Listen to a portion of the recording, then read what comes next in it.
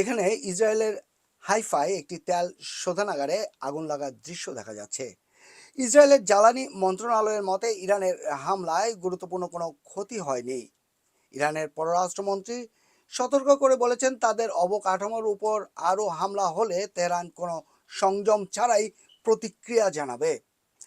এর একদিন আগে ইসরায়েল ইরানের সাউথ পার্শ্বে হামলা চালায়, যা বিশ্বের বৃহত্তম প্রাকৃতিক গ্যাস ক্ষেত্রের একটি, এবং ইরান ও কাতারের মাঝখানে উপসাগরে অবস্থিত।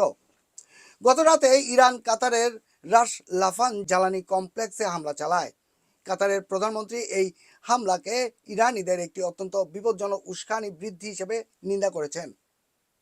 এর আগে আজ ইরানের ক্ষেপণাস্ত্র হামলার পর ইসরায়েলি গণমাধ্যমের ভাষ্য অনুযায়ী ছিটকে পড়া ধ্বংসাবশেষের কারণে হাইফার তেল শোধনাগার ক্ষতিগ্রস্ত হয়।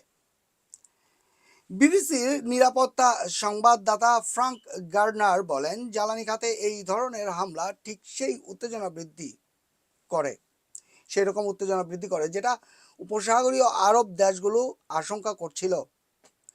যুক্তরাজ্য, ফ্রান্স, জার্মানি এবং তাদের মিত্ররা বেসামরিক অবকাঠামোর উপর ইরানের হামলার নিন্দা জানিয়েছে এবং হরমুজ প্রণালীতে জাহাজগুলোর বিরুদ্ধে হুমকি বন্ধ করার আহ্বান জানিয়েছে।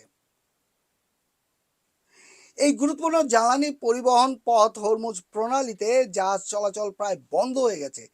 এই গুরুত্বপূর্ণ জ্বালানি পরিবহন পথটি আসলে প্রায় বন্ধ হয়ে গেছে, কারণ ইরান জাহাজগুলো আগুনে পুড়িয়ে দেওয়ার হুমকি দিয়েছে যারাই এটা অতিক্রম করতে যাবে। এদিকে মার্কিন প্রেসিডেন্ট ডোনাল্ড ট্রাম্প বলেছেন, মধ্যপ্রাচ্যে মার্কিন স্থল সেনা পাঠানোর কোনো পরিকল্পনা নেই এই মুহূর্তে। জাপানের প্রধানমন্ত্রীর সঙ্গে ওভাল অফিসে বৈঠকের সময় তিনি আরও বলেন, ইরানে পরিচালিত অভিযান সময়সূচির চেয়ে এগিয়ে রয়েছে। মোহাম্মদ মাসুদ জামান, হিজবুত অনলাইন, লন্ডন।